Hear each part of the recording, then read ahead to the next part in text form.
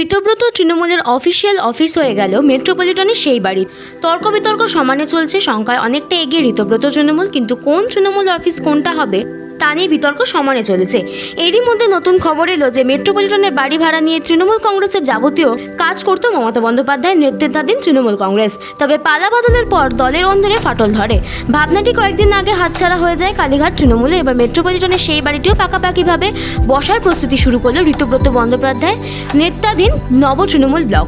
জানা যাচ্ছে ঋতব্রতপন্থী তৃণমূল কংগ্রেসের দলের বিধায়ক থেকে সদস্যরা এখন থেকে নিয়মিত মেট্রোপলিটন তৃণমূল ভবনে বসবেন।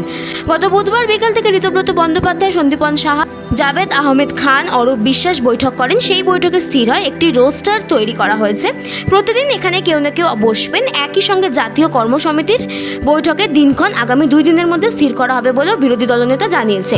ঋতব্রত বন্দ্যোপাধ্যায় বলেন, আমরা এবার থেকে এখানেই বসবো, সবটা পরে জানানো হবে, রোস্টার অনুযায়ী এখানে বসবো। বাইপাসের ধারে অবস্থিত মেট্রোপলিটনের এই বিশাল বাড়ি সম্পত্তি যে অনেকটাই, তা নিয়ে কোনো সন্দেহ নেই। একটা সময় এখানে অখণ্ড তৃণমূল বসতো, হতো যাবতীয় দলের কাজ। তারপর 2 তৃণমূল ভাগাভাগি আর পার্টি অফিস দিয়েও শুরু হয় টানাটানি। কালীঘাটপন্থী তৃণমূলের জুলাই মাসে মেট্রোপলিটনের বাড়ি খালি করে দেবে বলেছিল, তা ছেড়ে দিতেই এবার ঋতব্রতপন্থী তৃণমূল নতুন করে মেট্রোপলিটনের নতুন তৃণমূল ভবন দখলে নিল।